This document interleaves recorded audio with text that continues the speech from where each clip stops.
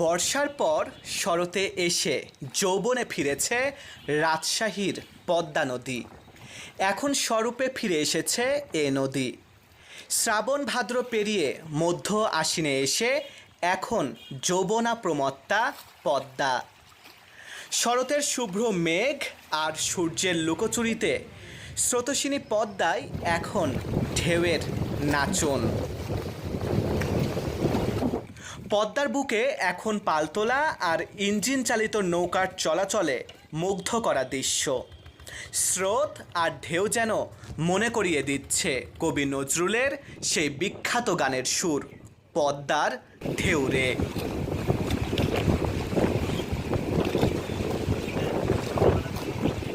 পদ্মা নদীর আসল চেহারায় নিঃসর্গরূপে নেচে উঠেছে মন।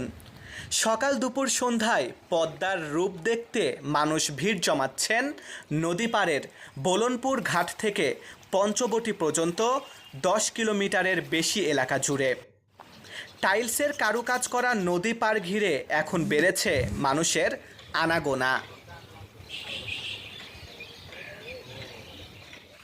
নগরীর পদ্মা পাড়ে গিয়ে দেখা যায় সর্বত্র কোলাহল। পদ্মার যৌবনা রূপ দেখতে সব বয়সী মানুষের জটলা। কেউ কেউ নৌকা ভ্রমণে যাচ্ছেন পরিবার পরিজন আত্মীয় স্বজন নিয়ে স্রোতস্বিনী পদ্মার রূপ দেখতে।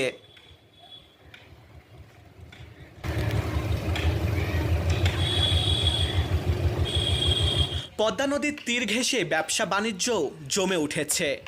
সারাদিন মানুষের আনাগোনায় মুখরিত নদী পাড়ে গড়ে উঠেছে অত্যাধুনিক বাণিজ্য কেন্দ্র।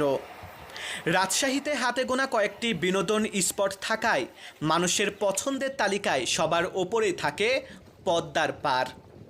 ছোট বড় সবার কাছে সমান পছন্দ এ পদ্মার পাড়।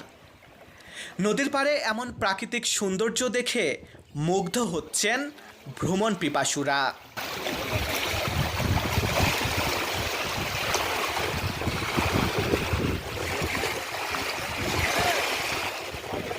মারুফ হাসান বিশাল, DNN।